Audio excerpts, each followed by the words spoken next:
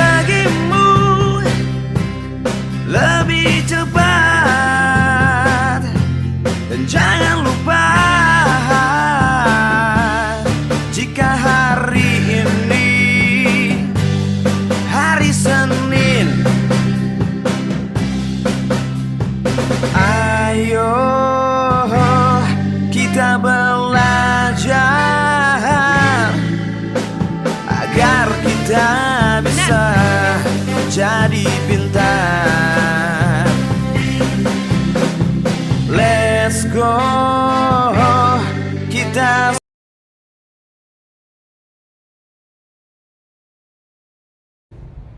Assalamualaikum warahmatullahi wabarakatuh. Yang terhormat Bapak Kepala Sekolah SDN 2 Ronowijayan Ponorogo, yang kami hormati Bapak Ibu Guru, rekan pendidik dan tenaga kependidikan SDN 2 Ronowijayan, dengan mengucapkan syukur alhamdulillahirabbil alamin, kita panjatkan puji syukur kepada Tuhan Yang Maha Esa hingga hari ini kita diberi kesehatan, dapat berkumpul bersama, belajar bersama di hari ini, hari Kamis tanggal 25 Oktober 2023. Sholawat serta salam hendaklah selalu kita panjatkan kepada Nabi besar kita, Nabi Muhammad Sallallahu Alaihi Wasallam, karena beliau memberikan kita, membawa kita dari zaman jahiliyah hingga menuju zaman seperti saat ini. Amin, amin, ya robbal alamin. Pertama-tama perkenankan saya sebagai pembawa acara hari ini untuk memaparkan rincian kegiatan yang akan kita lakukan hari ini. Susunan acara pertama adalah pembukaan, yang kedua sambutan dari Bapak Kepala Sekolah, yang ketiga pemaparan materi oleh calon guru penggerak, yang keempat doa, dan terakhir penutup. Marilah acara hari ini kita buka dengan bacaan basmalah. Menginjak acara berikutnya adalah sambutan dari Bapak Kepala Sekolah. Kepada Bapak Ahmad Juwari, kami persilakan.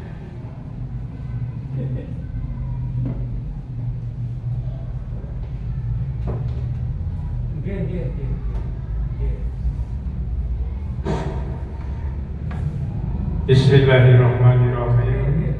Assalamualaikum warahmatullahi wabarakatuh. Alhamdulillah wa syukurin ala nikmatillah. Rabbi shrah li sadri wa yassir li amri wahlul 'uqdatam min lisani yafqahu qawli al-ayah amma ba'du. Yang kami hormati Bapak Ibu Guru dan tenaga kependidikan SDN 2 Ronowijaya. Pertama-tama marilah kita panjatkan puja puji syukur kehadiran Allah SWT. Alhamdulillah, pada pagi hari ini, hari Rabu tanggal 25 Oktober, kita bisa hadir di ruangan ini dalam rangka pengimbasan budaya positif oleh calon guru penggerak Bu Heni dan Bu Desi dalam keadaan sehat walafiat.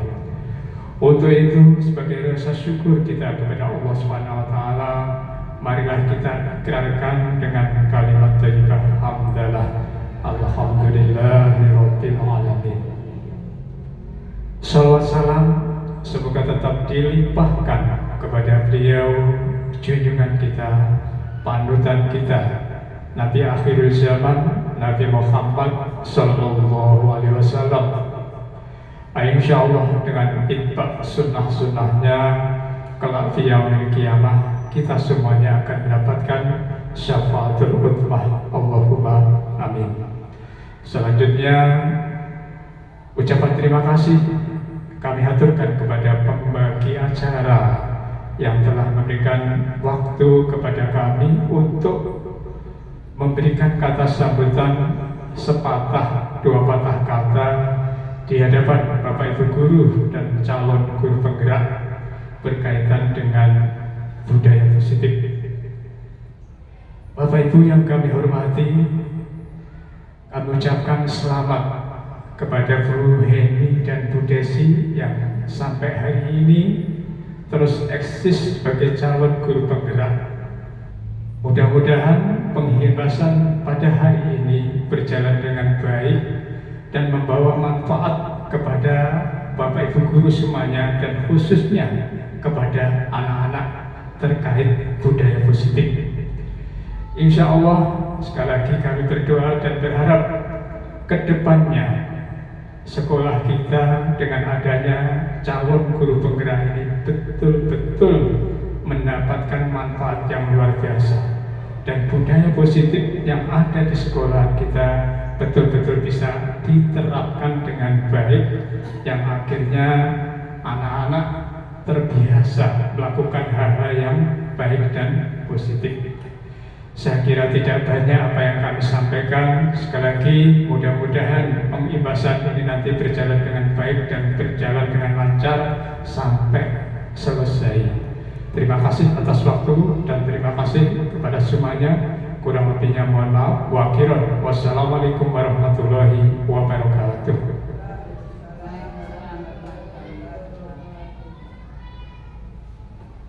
Terima kasih kami haturkan kepada Bapak Kepala Sekolah atas sambutan dan semangat yang cukup memotivasi untuk kita bersama maju, kemudian ikut mendampingi teman-teman kita yang saat ini sedang menempuh kegiatan calon guru penggerak, dan memotivasi kami yang belum untuk segera mengikuti menyusul jalannya.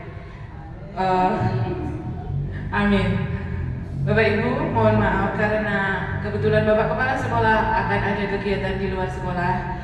Jadi acara hari ini akan kita lanjutkan di acara doa, kemudian penutup. Setelah penutup akan kita lanjutkan dengan materi budaya positif. Untuk doa kami serahkan kepada Bapak Kepala Sekolah.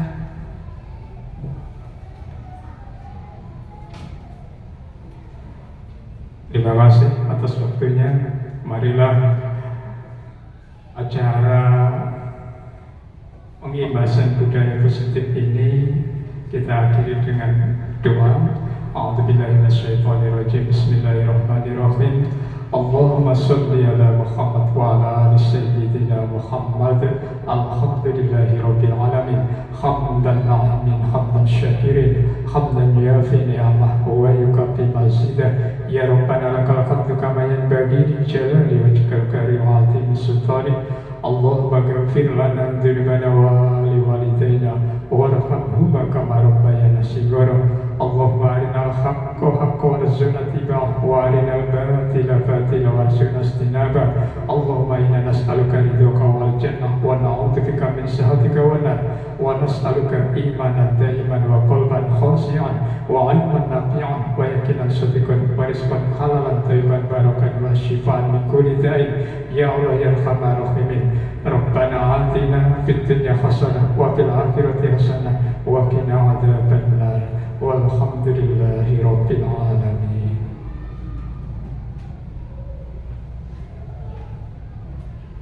Amin, amin ya rabbal alamin. Acara berikutnya adalah kita akan menyimak diseminasi atau pengibasan budaya positif yang akan disampaikan oleh Ibu Desi Genta Monika selaku CGP dari SDN 2 Ronowijaya. Waktu dan tempat saya persilakan.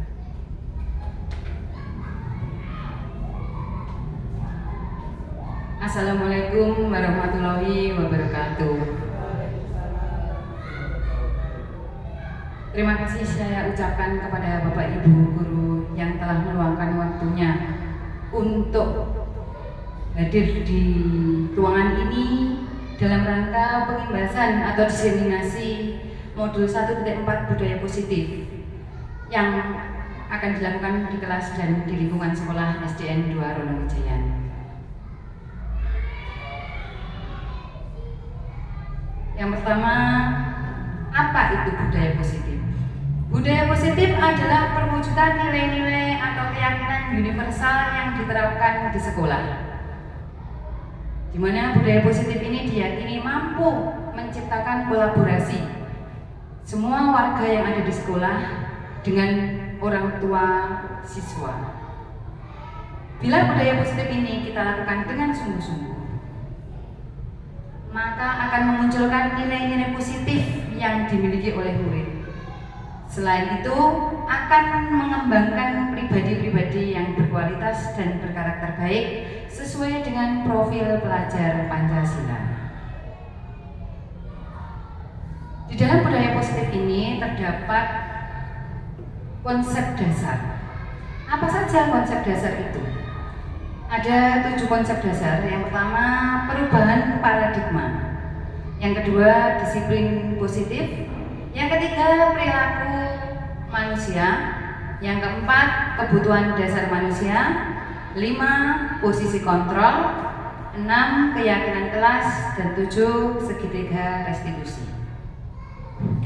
Saya akan memaparkan satu persatu konsep dasar dari budaya positif. Yang pertama, perubahan paradigma baru. Perubahan paradigma baru ini digunakan untuk membangun budaya positif. Sekolah perlu menyediakan lingkungan yang positif, aman dan nyaman, agar murid mampu berpikir, bertindak, dan mencipta dengan merdeka, mandiri, dan bertanggung jawab.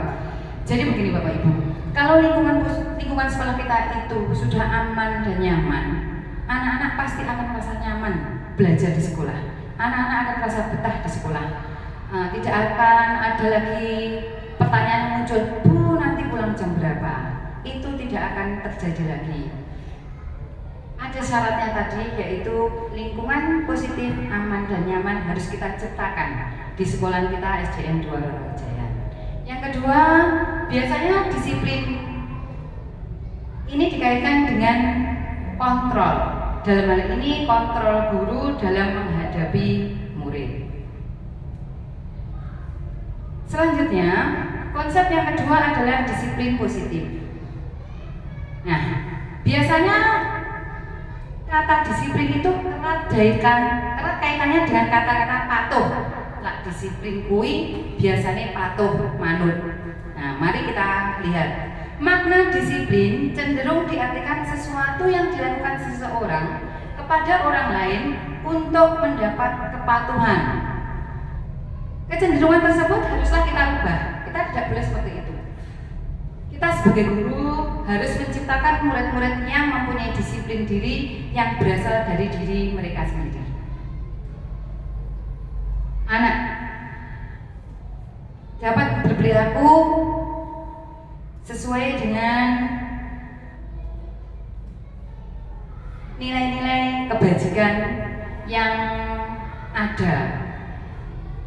Selanjutnya, apa saja nilai-nilai kebajikan itu?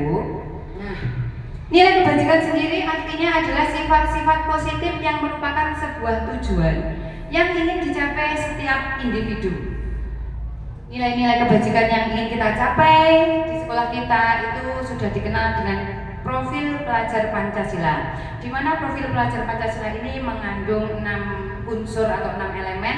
Yang pertama, beriman dan bertakwa kepada Tuhan Yang Maha Esa serta berakhlak mulia. Yang kedua, berkebinekaan global. Yang ketiga, gotong royong. 4, mandiri. 5, kreatif. 6, bernalar kritis. Kebetulan kelas 1 sudah melaksanakan kurikulum merdeka. Dalam pelaksanaan profil pelajar Pancasila ini, supaya anak-anak hafal tentang P5, terkadang anak-anak saya ajak untuk bernyanyi apa saja yang termasuk atau unsur yang ada di dalam profil pelajar Pancasila. Insya Allah anak-anak dari kelas 1 itu yang naik ke kelas 2 sudah hafal lagunya. Selanjutnya, konsep yang ketiga yaitu motivasi perilaku manusia menurut Diane Gosen. Ada 3 motivasi perilaku manusia. Yang pertama, untuk menghindari ketidaknyamanan atau hukuman. Nah, di sini seorang siswa akan melakukan sesuatu, mau melakukan sesuatu karena dia takut nanti jangan-jangan saya dihukum, jadi saya harus melakukan ini. Yang kedua, untuk mendapatkan imbalan atau penghargaan orang lain. Seorang siswa mau melakukan sesuatu sesuatu bila kita memberikan sebuah imbalan. Misalkan kita itu ngiming-ngimingi, nanti saya beri hadiah. Nah, akhirnya anaknya mau. Jadi untuk motivasi yang kedua ini munculnya ketika kita memberikan iming-iming. Aku gelem, lah aku diwenehi. Nah, yang ketiga, untuk menjadi orang yang mereka inginkan dan menghargai diri sendiri dengan nilai-nilai yang mereka percaya. Dari ketiga motivasi ini, yang pertama itu untuk menghindari ketidaknyamanan atau hukuman, itu termasuk motivasi eksternal. Yang kedua, untuk mendapatkan imbalan dan penghargaan dari orang lain juga termasuk motivasi eksternal. Namun berbeda untuk yang ketiga ini, menjadi orang yang mereka inginkan dan menghargai diri sendiri dengan nilai-nilai yang mereka percaya, itu termasuk motivasi internal. Nah, kita akan mengetahui apa motivasi itu. Motivasi merupakan dorongan yang timbul pada diri seseorang secara sadar atau tidak sadar untuk melakukan tindakan guna tujuan tertentu. Tadi sudah disebutkan di atas bahwa motivasi itu ada dua. Yang pertama motivasi eksternal, di mana murid melakukan kedisiplinan karena takut, karena dia mau menghindari hukuman, atau karena ada penghargaan. Sedangkan motivasi internal, murid melakukan kedisiplinan itu karena dia sadar akan nilai-nilai kebajikan yang ada di dalam dirinya. Kemudian kebutuhan dasar manusia. Kita sebagai manusia itu tidak bisa lepas dari kebutuhan dasar kita. Nah, seluruh perilaku murid yang dilakukan murid pada dasarnya memiliki suatu tujuan tertentu. Murid memiliki kebutuhan dasar tertentu ketika melakukan suatu perbuatan. Di sini ada 5 kebutuhan dasar manusia. Yang pertama, kebutuhan bertahan hidup. Kita manusia itu pasti ingin bertahan hidup. Yang kedua, kebutuhan cinta dan kasih sayang, di mana murid ingin diterima dan dihargai. Murid-murid kita di sini itu membutuhkan cinta dan kasih sayang dari kita. Jadi kita sebagai guru harus selalu menyayangi anak didik kita, apapun yang mereka lakukan. Misalkan mereka itu melakukan kesalahan, kita benarkan dengan tulus. Jadi kita tidak perlu membentak-bentak mereka. Yang ketiga, kebutuhan penguasaan, yaitu kebutuhan pengakuan atas kemampuan. Kemudian yang keempat, kebutuhan kebebasan, yaitu kebutuhan akan pikiran. Dan yang terakhir, kebutuhan kesenangan, yaitu kebutuhan untuk merasa senang. Di sini ada sebuah contoh kasus. Ibu Ani, guru kelas 5 di SD Pelita Hati, sedang bingung menghadapi ulah salah satu murid di kelasnya yang namanya Agus. Beberapa anak telah datang dan mengeluhkan Agus yang seringkali meminta bekal makan siang mereka dengan paksa. Jika Anda menghadapi situasi seperti Ibu Ani, apa yang akan Anda lakukan? Menurut Anda, kira-kira apa alasan Agus melakukan itu? Mungkin ada yang bisa menjawab dari kasus yang sudah ditampilkan di slide. Agus merasa lapar. Iya, kemungkinan bisa terjadi. Agus merasa lapar. Agus merasa lapar. Ada lagi? Ya, Agus mungkin tidak membawa bekal. Sekarang mari kita simak jawabannya. Dalam penerapan konteks disiplin positif, Ibu Ani sebaiknya mencari tahu dulu alasan kenapa Agus meminta makanan kepada temannya. Tindakan ini dilakukan agar mengetahui kebutuhan mana yang sedang berusaha dipenuhi Agus. Yang pertama, jika Agus itu menjawab dia merasa lapar dan orang tuanya tidak membawakan bekal makan siang, berarti Agus itu sedang membutuhkan kebutuhan bertahan untuk hidup.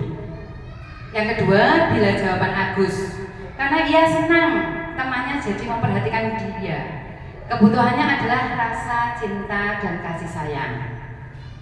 Kemudian bila Agus menjawab dia merasa hebat karena temannya jadi takut semua, tak jalui maem diwehne, Berarti Agus itu memenuhi kebutuhan sebagai penguasa. Sok menjadi penguasa, semuanya takut dengan saya. Dan yang keempat, apabila jawaban Agus karena dia merasa bosan dengan bekal yang dibawakan ibunya, karena makanan yang dibawakan ibunya itu selalu itu saja, lauknya selalu nugget, dan nugget. Nah, dia kan menjadi bosan. Nah, setelah bosan, akhirnya kita bisa mengambil kesimpulan, oh ternyata Agus itu butuh sebuah kebebasan. Yang terakhir, apabila jawaban Agus adalah karena iseng saja, dia menikmati ekspresi wajah temannya yang kesal. Nah, dia ingin mengganggu temannya, cukup pegel. Nah, akhirnya dia mengambil makanan temannya. Berarti kebutuhan yang sedang dibutuhkan Agus adalah sebuah kesenangan. Selanjutnya 5 posisi kontrol guru. Sebagai seorang guru, kita itu memiliki posisi kontrol. Yang pertama sebagai penghukum. Biasanya sebagai orang guru yang suka menghukum siswa itu suka menunjuk-nunjuk, duting-duting. Kamu itu tidak bisa, ayo berdiri, sudah terlambat, keliling lapangan. Nah, itu posisi penghukum. Sekarang untuk yang kedua, pembuat rasa bersalah. Jadi kita sebagai guru membuat siswanya merasa bersalah. Yang ketiga, posisi kontrol kita sebagai seorang teman. Kita selayaknya seorang teman, kita dekat dengan teman. Yang keempat, posisi pemantau. Dan yang kelima adalah posisi manajer. Nah, dari sini kita akan mencoba contoh sebuah kasus, contoh penerapan posisi kontrol. Ada sebuah kasus, murid tidak memakai atribut lengkap ketika upacara hari Senin. Kita akan menerapkan hal ini pada 5 posisi kontrol. Yang pertama sebagai penghukum. Ketika ada anak yang tidak memakai atribut, kita menghukum. Nah, patuhi peraturan. Berdiri di barisan yang lain, jangan di sini. Ayo ke sana. Nah, itu adalah posisi penghukum. Yang kedua, pembuat merasa bersalah. Pembuat merasa bersalah ini bu gurunya tanya, sudah berapa kali ibu bilang sama kamu, ibu kecewa sekali sama kamu, nah kenapa kamu sering terlambat? Nah, itu membuat posisi kontrol kita sebagai pembuat merasa bersalah. Yang ketiga, posisi kontrol sebagai teman. Nah, kita sebagai teman itu bertanya kepada murid kita, kamu lagi yang terlambat, jangan begitu dong, mari gabung dengan yang lainnya. Untung ada bu guru tadi yang ada di sini. Selanjutnya pemantau. Di posisi pemantau ini kita menanyakan kepada anak didik, kamu sudah melanggar peraturan sekolah. Kamu harus tahu konsekuensinya. Kalau kamu melanggar peraturan sekolah, kamu harus berdiri. Misalkan seperti itu. Manajer. Nah, manajer di sini adalah posisi kontrol yang paling baik menurut saya. Karena apa? Di sini kita akan bertanya kepada murid kita secara pelan-pelan dengan hati yang lembut. Apa yang kamu lakukan? Apa kamu tahu kesalahanmu tadi? Mengapa kamu bisa tidak memakai atribut? Bagaimana cara memperbaikinya? Itu adalah posisi manajer. Kira-kira Bapak Ibu saat ini ada berada di posisi mana? Penghukum, pemantau, membuat merasa bersalah, atau manajer? Penghukum, iya, masih ada di posisi penghukum. Bisa semuanya, ya. Bu ini ada di mana, Bu ini? Mengalami semuanya. Baik Bapak Ibu, untuk selanjutnya adalah konsep dasar yang keenam, yaitu keyakinan kelas. Keyakinan kelas merupakan sesuatu yang diyakini bersama, yang berasal dari penyatuan pikiran untuk menjadi nilai-nilai kebaikan, kemudian diturunkan di kelas. Nah, langkah-langkah pembentukan keyakinan kelas. Nah, untuk membentuk sebuah keyakinan kelas itu kita jangan menggunakan kata-kata yang bersifat negatif. Misalkan dilarang. Nah, kalau nanti ada kata-kata dilarang, itu maknanya lebih apa ya? Agak negatif ya. Kita gunakan kata-kata yang positif. Misalkan seperti ini. Nah, langkah-langkah pembentukan keyakinan kelas itu lebih abstrak dari peraturan, jadi lebih konkret. Yang kedua, sedikit kata saja, tidak usah terlalu panjang. Yang ketiga, berupaya pernyataan universal. Yang keempat, sesuai kondisi dengan kelas kita masing-masing. Yang kelima, dibuat dalam kalimat yang positif. Dan yang keenam, semua warga kelas ikut serta dalam pembuatan keyakinan kelas. Pembuatan keyakinan kelas ini harus melibatkan guru dan murid. Jadi anak-anak itu diajak berkolaborasi. Bagaimana anak-anak? Supaya kalian tidak terlambat ke sekolah. Oke, yuk kita buat keyakinan kelas bersama-sama. Jadi ketika kita membuat keyakinan kelas itu anak-anak enjoy. Tidak merasa, begini. Ini contoh keyakinan kelas yang sudah saya buat di SDN 2 Ronowijayan, khususnya di kelas 1. Saya ambil 3 saja. Contohnya, mari datang lebih awal. Yang kedua, hormati guru, sayangi teman. Dan yang ketiga, berdoa sebelum dan sesudah beraktivitas. Selanjutnya konsep dasar yang ketujuh yaitu segitiga restitusi. Restitusi adalah proses menciptakan kondisi bagi murid untuk memperbaiki kesalahan mereka sehingga mereka bisa kembali kepada kelompok mereka dengan karakter yang lebih kuat. Ini menurut Goosen tahun 2004. Di sini ada 3 tahapan dalam segitiga restitusi. Yang pertama adalah menstabilkan identitas. Yang kedua, validasi tindakan yang salah. Yang ketiga, menanyakan keyakinan. Di bawahnya akan kami paparkan satu persatu 3 langkah segitiga restitusi. Yang pertama, menstabilkan identitas. Apa saja yang dapat kita lakukan dalam menstabilkan identitas? Berbuat salah itu tidak apa-apa anak-anak. Yang kedua, tidak ada manusia yang sempurna. Bapak Ibu tidak tertarik siapa yang salah, tapi Bapak Ibu di sini akan mencari solusi dari permasalahan yang kamu hadapi. Kemudian untuk validasi tindakan yang salah, kita dapat menanyakan padahal kamu bisa melakukan yang lebih buruk dari ini ya. Kamu pasti punya alasan mengapa kamu melakukan ini. Sedangkan yang ketiga, menanyakan keyakinan. Apa yang kita percaya sebagai kelas atau keluarga?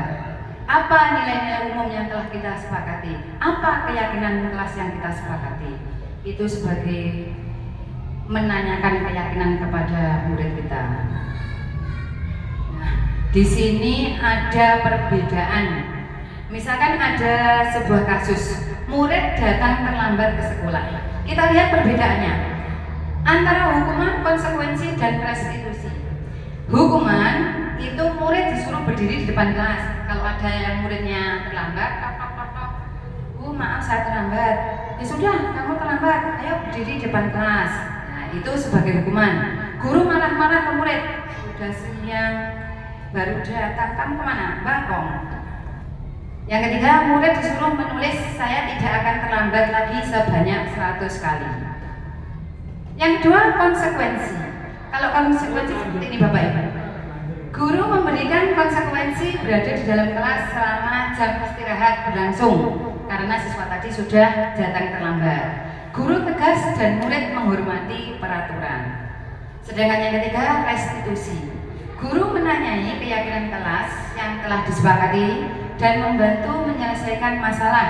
Jadi guru dan murid itu menanyai, jadi saling bertanya, saling berkomunikasi, keyakinan kelas apa yang sudah kamu langgar. Kemudian murid nanti jadi terbuka dan menghormati dirinya dan orang lain. Nah, sekarang ini masuk ke redaksi. Mungkin itu pemaparan dari saya. Bila ada kurang lebihnya saya mohon maaf. Mungkin bahasa yang saya gunakan tadi juga masih berlepotan karena di sini kita sama-sama belajar. Selanjutnya masuk sesi tanya jawab. Saya batasi untuk 2 orang penanya. Tidak hanya tanya jawab saja, tapi bisa menanggapi. Monggo yang mau menanggapi, nggih, monggo Bu Elis. Ya.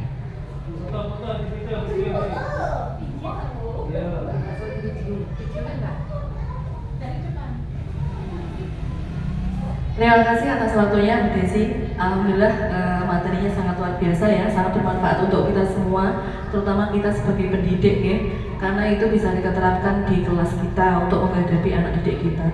Yang ingin saya tanyakan hanya selama Bu Desi mengajar di kelas 1, apakah Bu Desi pernah mengalami atau menemui kasus anak kelas 1 yang berhubungan dengan 5 kebutuhan dasar manusia tadi?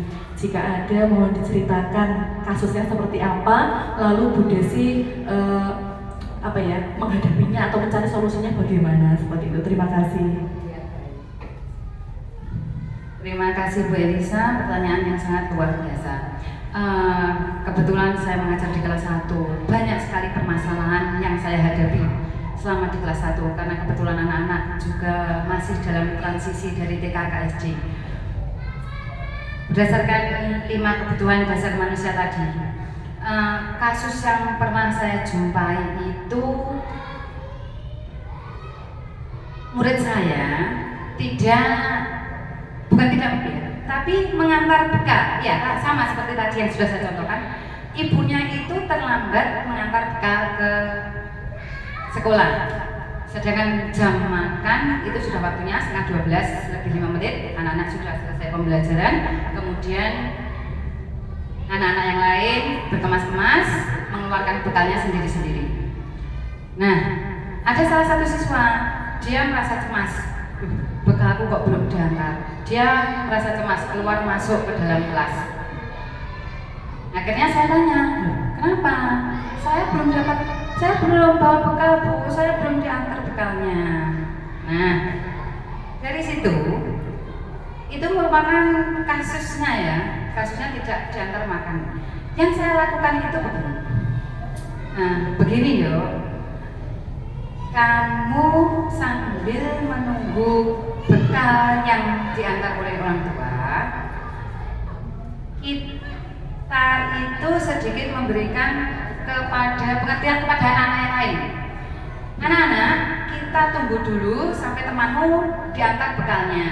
Kalau memang sampai nanti jam 12 yang bekal itu belum diantar, alangkah baiknya kalau kalian berbagi makanan dengan teman. Karena berbagi itu kan indah, ya teman, ya anak-anak. Nah, dari situ jawaban anak-anak begitu banyak. Baik Bu, nanti ini Bu ada lauknya, tempe nanti saya kasih, ada yang telur saya kasih. Akhirnya sambil menunggu makanannya itu diantar, anak-anak berbagi. Ternyata sampai setengah 1 pun makanan itu tidak diantar. Untung sama teman-temannya itu tadi sudah dibagi makanannya. Mungkin itu Bu Elisa yang bisa saya jawab. Terima kasih Bapak Ibu atas waktunya. Bila ada kesalahan saya mohon maaf. Wabillahi taufiq wal hidayah. Wassalamualaikum warahmatullahi wabarakatuh. Waktu dan tempat kami kembalikan kepada Ibu Vina Widya.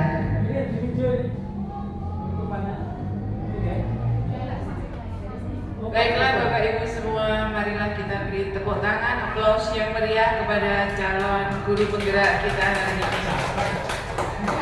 Ya, alhamdulillah acara hari ini sudah berlangsung dengan sangat lancar. Kita pun yang ada di sini semua mendapatkan ilmu yang luar biasa berguna. Bisa kita pakai di dalam kelas, bisa kita terapkan pada pembelajaran maupun kegiatan pembelajaran kita sehari-hari. Insya Allah ilmu yang mereka berikan akan berkah dan baik bagi kita semua.